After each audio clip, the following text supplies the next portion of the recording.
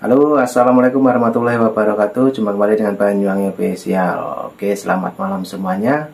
Dan malam hari ini kita mau nonton lagi video yang masih viral tentang Bapak Anies Baswedan, yang dimana kali ini dibahas oleh Opung Barbelak. Penasaran apa yang dibahas Opung? Mari kita siapkan dulu, nanti kita tonton bareng-bareng untuk videonya Opung Barbelak. Oke, lanjut kita tonton dulu Opung Barbelak. Lembaga Survei Indonesia sudah mengeluarkan hasil survei untuk daerah khusus Jakarta, dan hasilnya ternyata sangat mengejutkan anak-anak Abah. Karena apa? Ternyata setelah disurvei, yang golput hanya sekitar 3%. Mau buat apa kalian dengan 3%? Mau buat apa? Tapi itu nantilah dulu kita bahas, karena 3% ini sama aku nggak masuk era ini. Biarlah di akhir-akhir video itu. Kita mau bahas dulu, mulai peringkat pertama, kedua, ketiga. Kita bahas yang bertanding. Untuk apa kita bahas yang nggak ikut bertanding? Ya kan?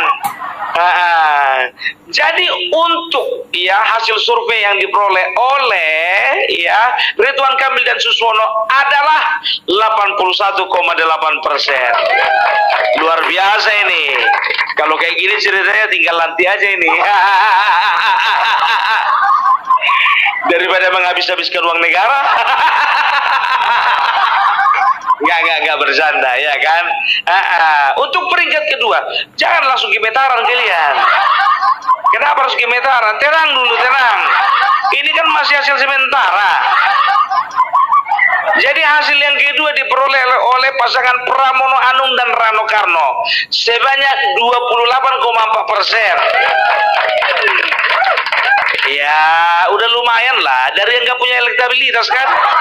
Pramono Anung kan nggak punya elektabilitas, dapat 28%, luar biasa itu.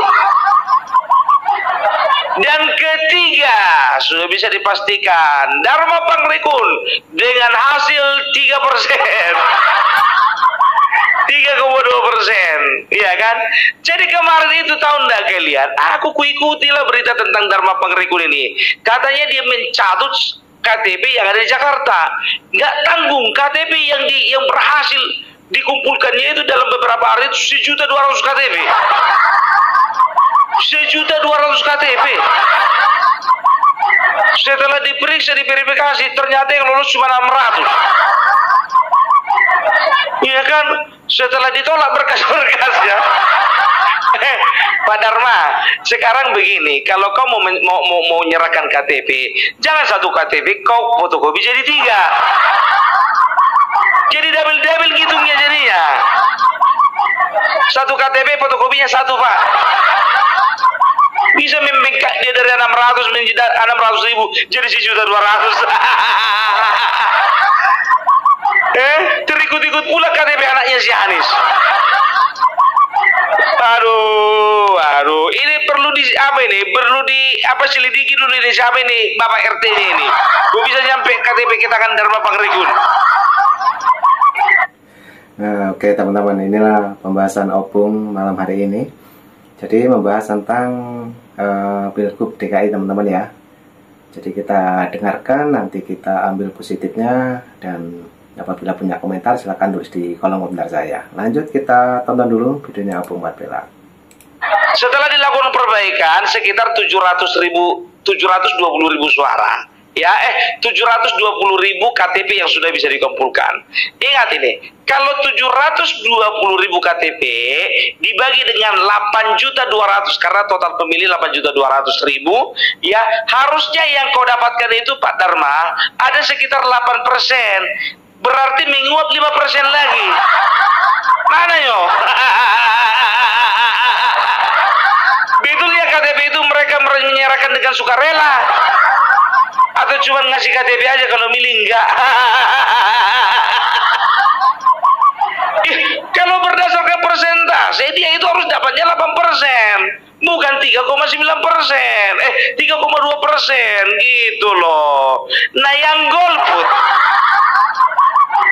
sudah dibikin simulasi ya, yang golput itu cuma 3,9%. Jadi daripada capek-capek kalian mencoblos tiga-tiganya, lebih bagus cicing wae di rumah. Gak sesuai cicing wae mah di mah. Ngerakeun. Iya, ngapain coba? Iya kan? Kalau tonya segitu hasilnya udah diam aja di rumah lah. Ini pakai mau ngasah-ngasah golok segala. Aduh, ya. Apakah hasil survei bisa berubah bubar bela? Bisa. Tapi biasanya nggak terlalu besar itu caranya. Perubahannya itu nggak apa. Pergeseran angka itu nggak terlalu jauh. Ya 51,8% bergeser itu jadi 52,5%. Segitu-gitunya itu.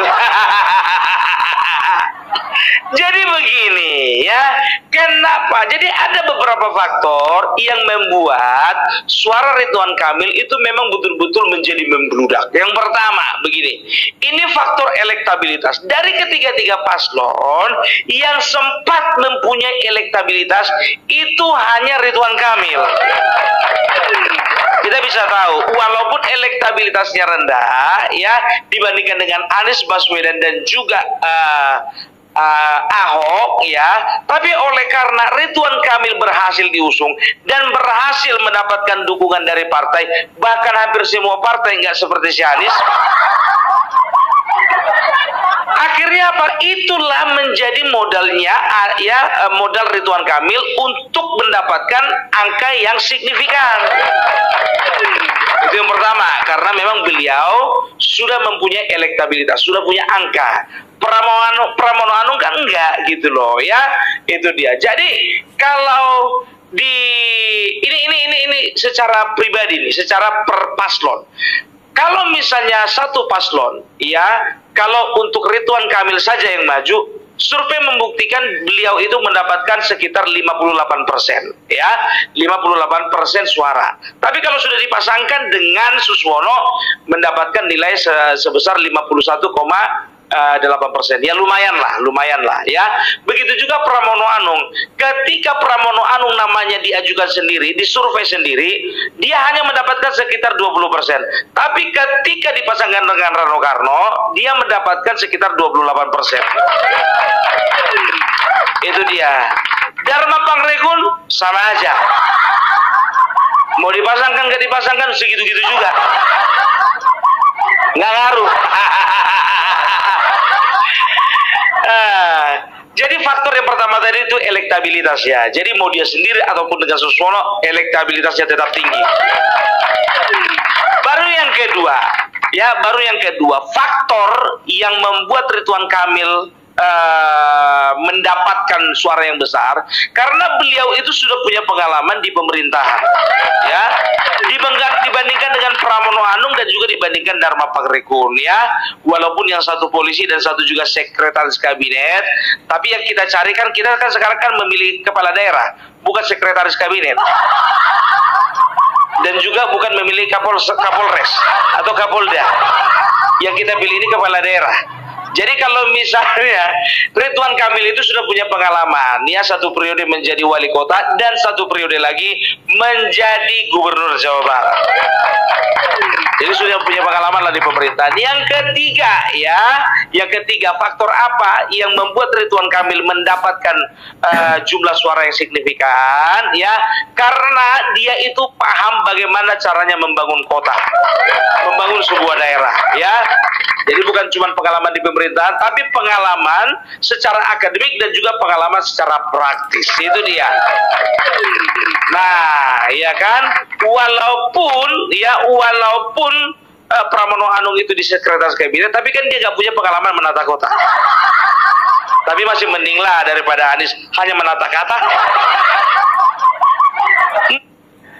Nah, asik sekali teman-teman ya. Ini pembahasan yang sangat serius bagi Opung Parbelak tentang Pilgub DKI.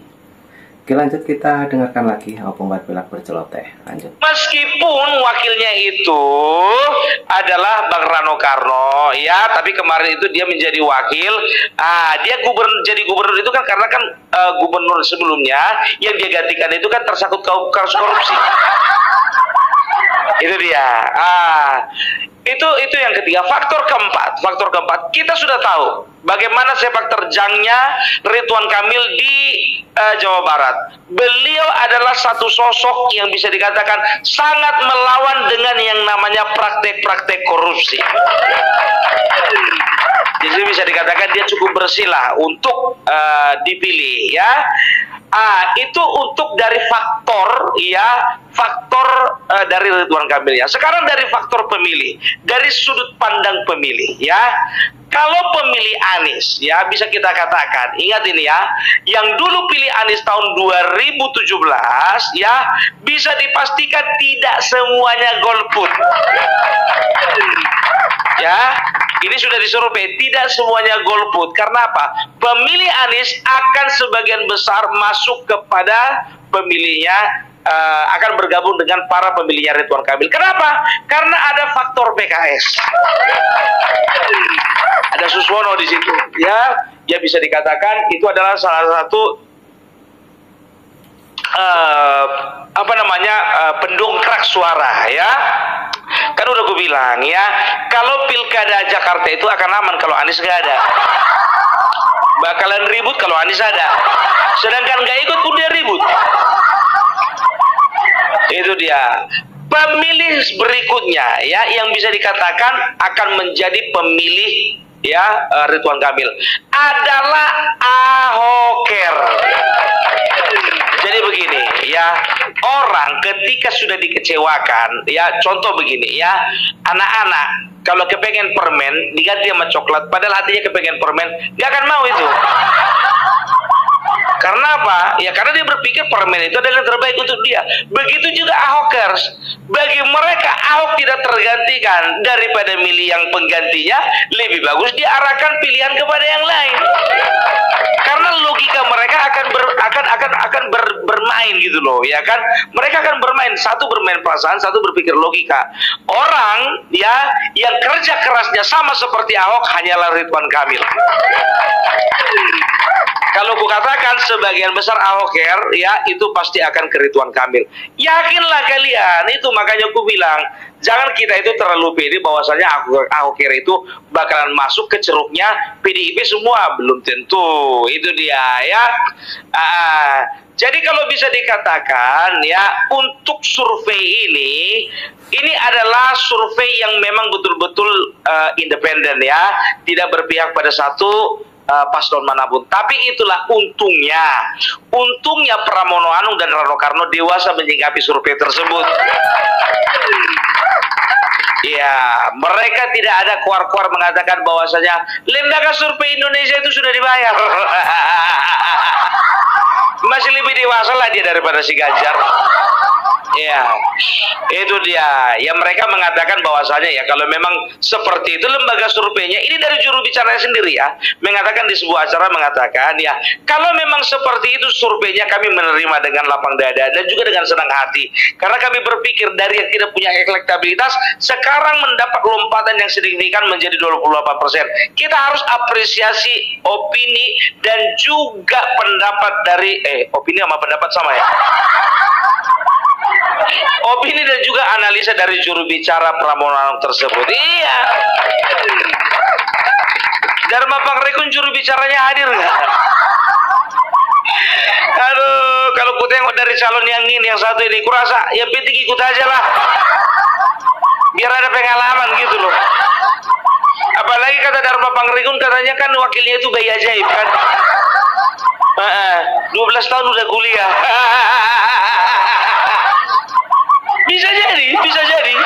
Bisa jadi. Bapak Dharma, kenapa nggak sekalian aja Bapak rekrut itu Ponari? Kalau masalah ajaib-ajaib nggak perlu disebarluaskan ke publik, Pak. Malu kita. Bayi ajaib. Nggak boleh gitu, Pak. Mempermalukan wakil sendiri itu. Aduh, ya, jadi bisa dikatakan untuk pemilih Jakarta, mereka akan memilih secara rasional, ya, mereka akan memilih secara cerdas, ya. Dari ketiga paslon tersebut, ya, Jakarta pasti akan memilih yang terbaik. Dan siapa yang terbaik? Sudah pasti Ridwan Kamil. pun nggak berimbang beritanya. Aku di sini bukan menjadi buzzer, tidak, karena ini menurut sudut pandangku dari segi pengalaman, dari segi di bidang pemerintahan, dari segi juga dia anti korupsi, nggak ada yang salah aku bilang. Bahkan juga Ridwan Kamil ini, jujur saja aku bilang, dia akan menjadi ya pemersatu antara Persija dengan Persib Bandung. Nggak bisa kita apa loh, ya kan? Yang namanya sepak bola itu mereka itu adalah bisa dikatakan mereka itu silent majority, ya kan? Tengok aja si Ganjar, bisa kalah mereka itu karena apa? Silent majority-nya bergerak.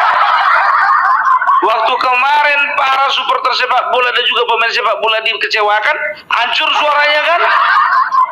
Begitu juga mungkin saat ini Persija belum bisa menerima Ridwan Kamil, ya. Itu kan Persija yang mana? Nggak semuanya, ya kan begitu. Tapi kurasa kalau misalnya dilakukan pendekatan, aku yakin ya persepak bolaan di Indonesia ini seperti Persib dan juga Persija, mereka akan biasa dengan ketentraman dan kedamaian. Karena apa? Ya, karena apa? Karena sosok Ridwan Kamil. Nah, itulah pembahasan yang sangat serius teman-teman ya. Jadi Opung Marbella saat ini memprediksi bahwa Pilgub nanti bakal aman kalau tidak ada Bapak Anies Baswedan. Oke, lanjut kita tonton dulu. Dan tadi sudah membahas tentang Bapak Ridwan Kamil. Lanjut kita dengarkan. Iya dong, nggak kayak sebelah disuruh-suruh masanya itu mengasah golok. Pemimpin apa itu? Nanti kalau misalnya mereka melakukan perusakan terhadap tempat-tempat halte-halte, maka kita akan lawan. Itu artinya apa? Berarti mereka itu sudah berniat untuk menyusupkan orang-orang sehingga pada saat aksi berani mati bela Jokowi nanti, ya akan disusupkan orang-orang untuk memancing melakukan kerusuhan. Makanya kalau ku bilang ini, ya sorry ya dulu ya untuk Bapak Kapolri, ini harus menjadi sorotan ini Pak ya. Ini harus menjadi perhatian. Berarti ada maksud dan tujuan tertentu yang akan mereka lakukan pada tanggal 20 Oktober nanti. 22 Oktober nanti ya. Jadi itu makanya aku bilang kita berdoa saja ya supaya pemilihan yang terjadi ya yang ada di Jakarta, Jawa Tengah, Jawa Timur dan semua provinsi yang ada di Indonesia ini boleh berjalan dengan baik dan lancar. Dan ingat ya, setiap calon dari PDIP ingat jangan pernah tidak percaya yang namanya lembaga survei. Kalau kemarin masih ada teman kalian, ya kan dari pihak Anak Abah, ya tidak percaya sama lembaga survei. Sekarang kan cuma kalian lagi. Kalau sempat kalian lagi bersuara mengatakan tidak percaya dengan lembaga survei, awas kalian. Betapa dipermalukan kalian. 16% kalian bilang nggak percaya dengan lembaga survei. 22 Oktober nanti ya. Jadi itu makanya aku bilang kita berdoa saja ya supaya pemilihan yang terjadi ya yang ada di Jakarta, Jawa Tengah, Jawa Timur dan semua provinsi yang ada di Indonesia ini boleh berjalan dengan baik dan lancar. Dan ingat ya, setiap calon dari PDIP ingat jangan pernah tidak percaya yang namanya lembaga survei. Kalau kemarin masih ada teman kalian, ya kan dari pihak Anak Abah, ya tidak percaya sama lembaga survei. Sekarang kan cuma kalian lagi. Kalau sempat kalian lagi bersuara mengatakan tidak percaya dengan lembaga survei, awas kalian. Betapa dipermalukan kalian. 16% kalian bilang nggak percaya dengan lembaga survei. Kecuali kalau misalnya beda 2% kau sama kalian sama pemenang, iyalah masih wajar. 16 ke 58. Nikmat apa lagi yang ingin kau dustakan? Makanya ini kata-kata untuk kalian ya. Terimalah kekalahan sama seperti engkau menerima kemenangan lawan terhadap dirimu. Ya, kalau lawanmu itu menerima kemenangan, kau juga harus menerima kekalahan gitu dong. Itu baru namanya manusia. Masa mau menang terus nggak mau kalah? Masa mau di atas terus nggak mau di bawah? Sekali-sekali di bawah dong, agak enak itu. Iya kan? Iya, siapa bilang di atas terus enak, iya kan? Kadang-kadang di bawah enak juga. Tergantung goyangannya. Maksudnya itu tergantung dengan goyangan dinamika politik yang terjadi di Indonesia ini. Langsung goyangan yang ke situnya kalian. Alah. Tapi gue bilang sama kalian jujur aja lah, ya. Satu-satunya pasangan calon yang akan menerima hasil survei dengan lapang dada itu pasti pasangan calon Dharma Pangaribuan. Karena dia udah lihat survei sekarang, udah lemas. Sekarang mau maju salah, mau mundur lebih salah. Kan begitu kan? Ya kan? Banyak yang bilang itu, Pung, apa namanya, bela lah Dharma Pangaribuan itu. Dia pasti bekerja lebih total daripada Ahok katanya. Ada itu masuk komentarku. I'm sorry to say. Aku masih lebih memilih Ridwan Kamil daripada Dharma. Bahkan kalau diberhadapkan pilihan, lebih pilih aku Anies daripada si Dharma. Gitu loh, ya kan? Karena tahu aku udah lama ini ikuti si Dharma ini. Mulai dari zaman COVID-19 kemarin. Ya kan? Yang lain percaya dengan COVID, kawan ini enggak.